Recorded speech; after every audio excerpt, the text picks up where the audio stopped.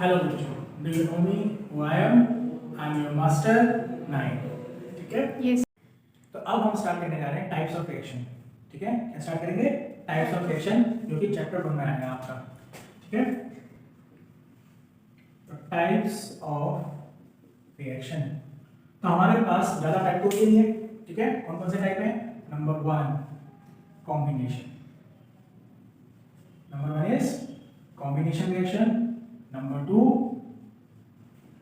decomposition reaction, number 3 displacement reaction, number 4 double displacement reaction। ठीक है, and number 5 redox। ठीक है, हमारे पास ये 5 टाइप के रिएक्शंस आएंगे। ठीक है, जिसमें से डीकंपोजिशन में फर्दर हमारे पास 3 टाइप आएंगे। एक थर्मल डीकंपोजिशन, इलेक्ट्रिकल डीकंपोजिशन और फोटोलिसिस। ठीक है, डिस्प्लेसमेंट में रिलेटिविटी सीरीज के बेसिस पे रहेगा। ठीक है, बाकी और किसी में तो टाइप आएंगे। रिडॉक्स में हम 2 टाइप पढ़ेंगे,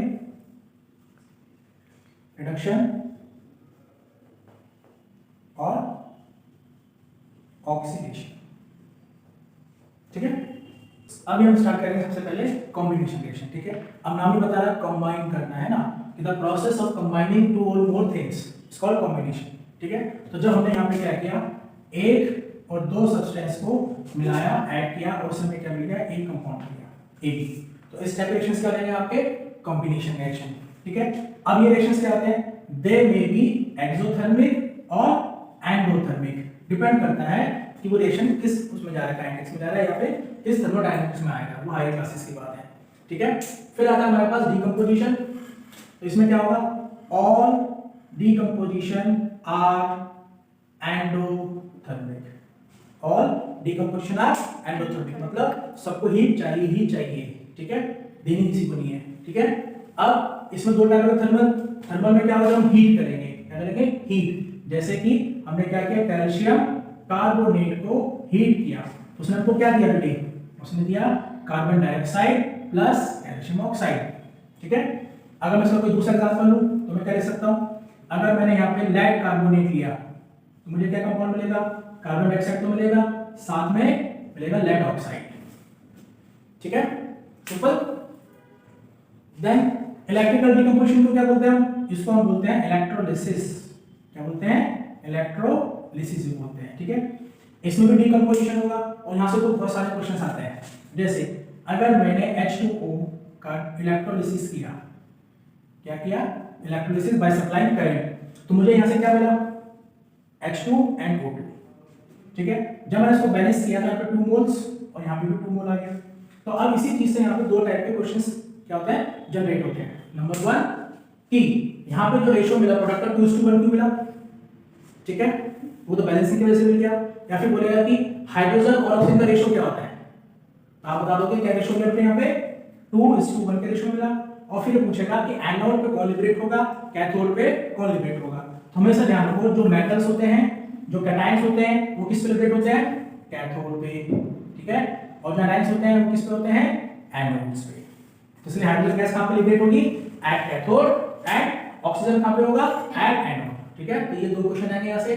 मतलब क्या पूछेगा? What is electrolysis, number 1। ठीक है, at which electrode hydrogen is produced, and दूसरा क्या पूछेगा? What is the ratio of hydrogen produced. ठीक है, ये 3 क्वेश्चन 3 मार्क का आएगा। फिर आता है फोटोलिसिस। अब फोटोलिसिस का यूज क्या ज्यादा आता है, अच्छा इसका यूज कहां पे होता है? तो इसका यूज हम क्या करते हैं? ब्लैक एंड व्हाइट फोटोग्राफी,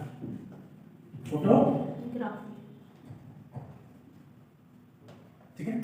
तो इसमें हम लोग क्या करते हैं कि AgBr या फिर AgCl, ये 2 कंपाउंड होते हैं जो यूज होते हैं।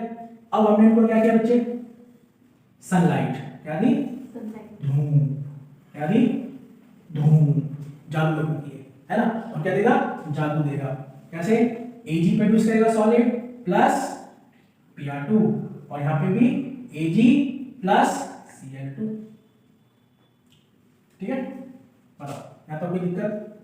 तो अब जो सिल्वर कलर क्या होता है बेटे, सिल्वर का कलर होता है आपका सिल्वरी व्हाइट, है ना, और ये क्या होता है पेल येलो और पेल ग्रीन जैसा होता है, ठीक है, येलोइश। तो इसलिए क्या वो ब्लैक एंड व्हाइट में यूज करते हैं इसको फोटोग्राफी में। बताओ यहाँ समझ आ गया आपको? ठीक है, ये बता दूं। नाउ डिस्प्लेसमेंट रिएक्शन, ठीक है। तो अब डिस्प्लेसमेंट रिएक्शन में क्या होगा बच्चे, डिस्प्लेसमेंट में क्या होगा कि रिएक्टिविटी के बेसिस पे होगा। जो हाईली रिएक्टिव मेटल होगा वो लेस रिएक्टिव मेटल को उसके सॉल्ट सॉल्यूशन से रिप्लेस कर देगा, है ना। यहाँ पे क्या होगा, लिखेंगे क्या, मोर रिएक्टिव मेटल रिप्लेस और displace less reactive metal from its solution। ठीक है, सिंपल। अब इसको कैसे दिखाएंगे, अगर सपोज मेरे पास यहाँ पे कोई है, जैसे जिंक ले लेते हैं, ठीक है, is a reactive metal. When zinc react with copper sulphate, zinc react with copper sulphate, तो क्या देगा, zinc sulphate plus copper, right. अब यहाँ पे क्या होगा, कॉपर सल्फेट का कलर क्या होता है बच्चे, ये होता है आपका ब्लू, ठीक है, और ये क्या होता है आपका कलरलेस, ठीक है। तो क्या बोलेंगे, on addition of zinc in a blue colour solution a blue colour fade away and solution become colourless. It means कि वहां पे डिस्प्लेसमेंट रिएक्शन हो गया, ठीक है, सिंपल है। तो इसी तरह से हमारे पास सब क्या आएगा, डबल डिस्प्लेसमेंट रिएक्शन। क्या आएगा, डबल डिस्प्लेसमेंट रिएक्शन आएगा, ठीक है। अब डबल डिस्प्लेसमेंट में क्या होगा, हमारे पास दो सॉल्ट होंगे, उन दोनों सॉल्ट में से जो ज्यादा अनस्टेबल होगा, ठीक है, वो क्या होगा, दोनों अपने आयंस को एक्सचेंज कर लेंगे और स्टेबल सॉल्ट बन जाएंगे, ठीक है। इसी का दूसरा नाम होता है हमारे पास प्रेसिपिटेशन, ठीक है, या फिर न्यूट्रलाइजेशन, ठीक है, प्रेसिपिटेशन या फिर न्यूट्रलाइजेशन बोलते हैं इसको, ठीक है। जैसे एग्जांपल लेते हैं यहाँ पे Na2SO4 प्लस BaCl2।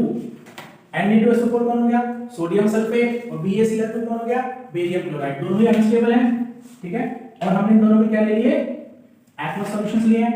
जब हम इन दोनों को मिक्स करेंगे तो हमें क्या मिलेगा, NaCl नमक और BaSO4 PPT, ठीक है। तो ये क्या होता है, स्टेबल होता है, सॉल्ट इज स्टेबल, और बेरियम सल्फेट भी क्या होता है बेटे, स्टेबल होता है, ठीक है, सिंपल। अब बैलेंस करेंगे तो क्या होगा, दो सोडियम थे, 2 क्लोरीन ऑटोमेटिकली 2 हो गए, सिंपल यहां तक, यस सर, क्लियर। रिडॉक्स मतलब रिडक्शन एंड ऑक्सीडेशन, ठीक है। तो रिडक्शन में क्या होगा, एडिशन ऑफ हाइड्रोजन, यहां पे लॉस ऑफ हाइड्रोजन, फिर लॉस ऑफ ऑक्सीजन एंड यहां पे गेन ऑफ ऑक्सीजन, ठीक है। ये बहुत कॉमन है, हम यही दो यूज करते हैं, लेकिन हम तीसरा भी यूज कर सकते हैं कि एडिशन ऑफ मेटल, को सबसे आसान रहेगा आपके लिए, मेटल, और यहां पे लॉस ऑफ मेटल।